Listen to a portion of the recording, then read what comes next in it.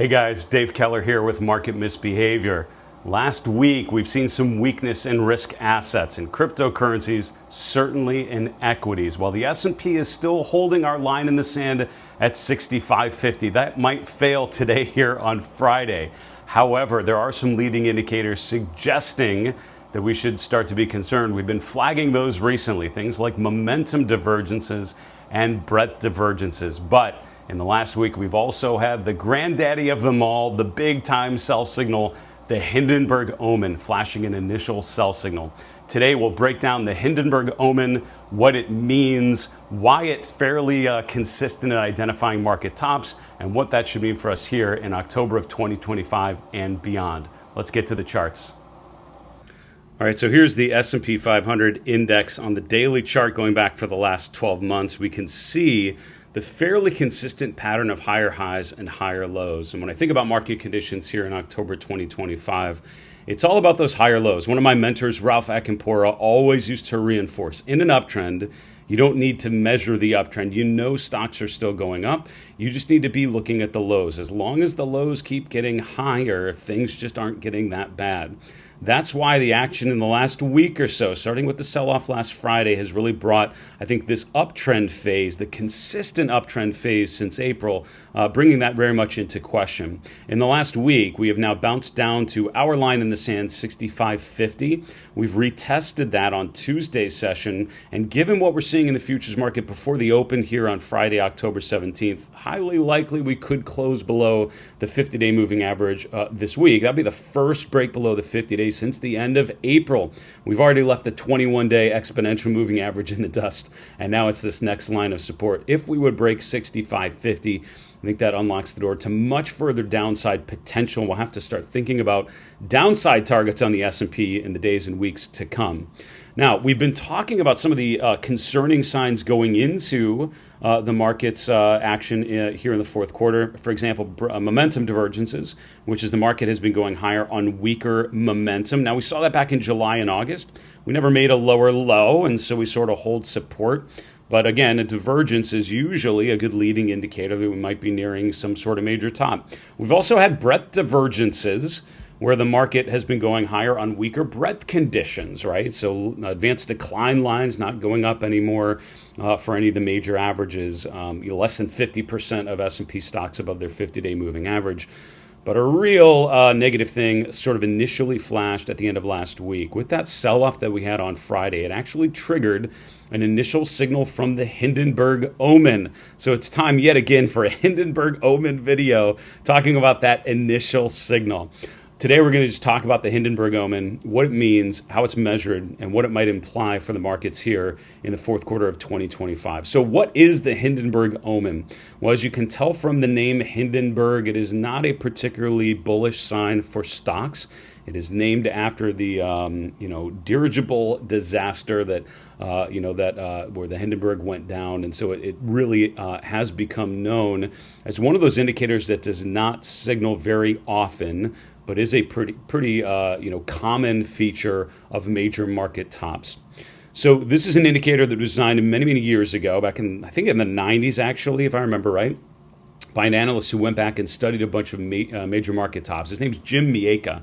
And what Jim found was that there were some consistent features at tops going back. And what's so fascinating is since he created this indicator, it's been pretty powerful. It's been pretty helpful at identifying some major tops if you go back in time. We're just going to look at the two most recent signals here at the end of 2024 and here at the end of 2021. If you look at the chart, you can see there's pretty much just before the biggest bearish signals we've had in the last 5 years. So, initial evidence, it's looking pretty good. So what is the Hindenburg Omen? 3 components that are part of this indicator. Number 1, we need to be in an uptrend. Number 2, we need to have a bunch of new highs and a bunch of new lows at the same time. Number 3, breadth needs to turn negative. Let's talk about those each one by one and what they might mean. And by the way, this is a chart on stock charts that I use to track the Hindenburg Omen. This is a daily chart of the S&P 500, and it's pretty busy just because I'm using 5 years of daily data, because daily data is what was used to create the indicator. So I want to stay true to that.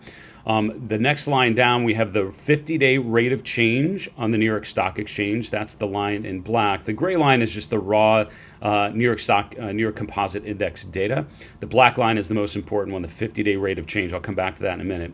Here we have the percent of stocks making new 52-week highs and the percent making new 52-week lows in green and in red, respectively.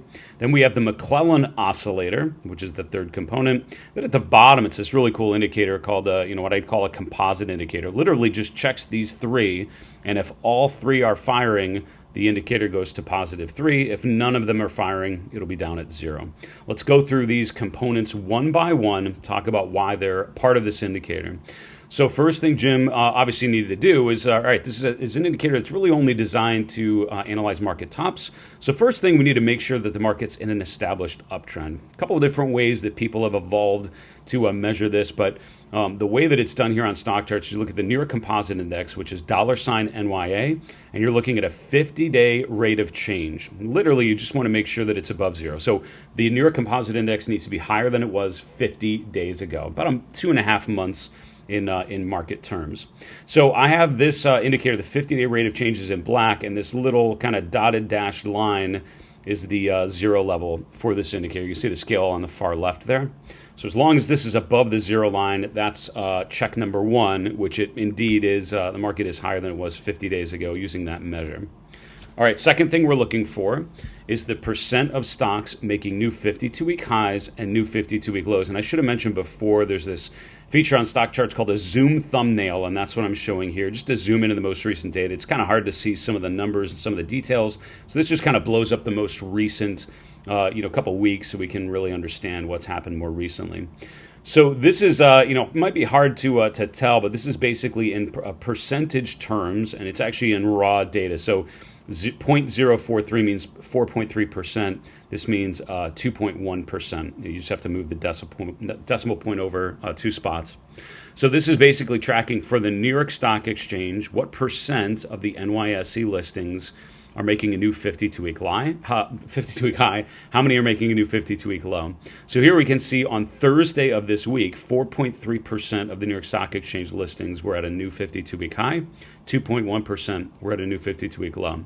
What Jim found was that at least 2.5% of the NYSE listings needed to make a new high and make a new low.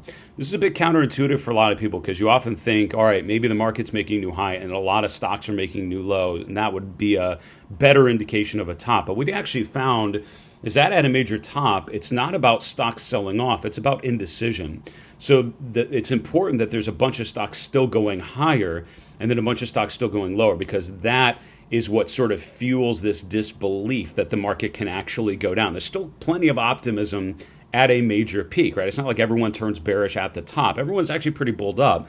And so by looking for a bunch of new highs, some things are still going up, but a number of things are already starting to break down. So you can see about a week ago, this was last Friday, if I zoom in here a little bit, 2.5%, just slightly above there, made a new 52-week high on the same day that over 2.5% made a new 52-week low. And that's what triggered, checkbox number 2 for the Hindenburg Omen, an expansion in new highs and new lows. Finally, we're looking at classic breadth indicators. This is the McClellan oscillator, which is a breadth indicator designed decades ago by Sherman and Marion McClellan, and basically looking at rate of change, or basically the slope of the advanced decline data. There's some math behind it using exponential moving averages, but basically it's looking at the slope of the advanced decline line, is how I would summarize what this indicator is doing. If the McClellan oscillator is above 0, that means the slope of the AD line is improving. If the McClellan oscillator is below 0, the slope of the AD line is not improving, and you need the McClellan oscillator to be below 0. So last Friday, all 3 of those boxes checked. That means the composite indicator fires an initial signal hitting 3. Now, there's one more component to the Hindenburg Omen, which is quite important. And I will show you why that's important. If you look back here in 2024, you see initial signals, right? Sort of a number of times where it kind of popped up there, and then you didn't get another signal for a while. One of the things that Mika found was that you needed to have at least 2 signals within 1 month. So we start the clock on the first signal. You have 20 trading days to have a reset of the indicator and another signal. We can see, like during the bull phase of 2024, arguably one of the more bullish years I've seen in quite some time, we had a bunch of initial signals, but we never had that second signal within 1 month. And so it was never a valid Hindenburg Omen signal. Finally, in December of 2024, we had 2 signals within 1 month of each other. That's why I highlighted this section in purple. Ended up being about a month and a half early, but about 6 weeks after that signal, maybe 2 months, we had the February peak. We went a little bit higher, but then that ended up being a pretty significant downtrend. Other times, a turn will happen much more quickly. Here at the end of 2021 into the January 22 peak, we actually had 3 signals, each within a month of one another, and that was right before a major sell signal or major bear market in 2022, going into the October 22 low. If I brought in more data, you'll see other major tops. In fact, actually, most major tops have this signal. This is one of those indicators that does not signal very often, but when it actually does, it's very rare that the market just continues higher without some major corrective move. So what does that mean for the markets here in October of 2025? Well, we have had an initial signal. We've had other initial signals, but unless we get a second one within one month, then we just move on, and the Hindenburg Omen has not been confirmed. If, however, going through the first week of November, if we would have a second signal with the Hindenburg Omen, which would mean trend still needs to be quite positive, which seems pretty safe for now. The McClellan oscillator would need to remain below 0, which it seems like it will most likely be here. So the kicker I found is you're usually waiting for at least 2.5% of NYSE listings making new highs and new lows on the same day. And if that would happen again over about the next 3 weeks, that, in my opinion, would be one of the major sell signals that we don't get very often, but would indicate quite a bit of strength going into year end, most likely. So there you go. That's the Hindenburg Omen, flashing an initial signal here in October of 2025. Will we get another one in the weeks to come? Make sure you follow my show, the market recap show called Chart This with Dave Keller, every trading day here on my YouTube channel. Follow me on all the socials as well, and I won't let you down. I'll keep watching these indicators and share with you if we do get that second confirmational signal. What other tools and techniques in the technical analysis toolkit or elsewhere are you using to help navigate a potential top here in October of 2025? Make sure you drop a comment below and let me know. I'd love to see what indicators and other tools and techniques you guys are all using. That's it for today. For Market Misbehavior, I'm Dave Keller, reminding you it's always a good time to own good charts.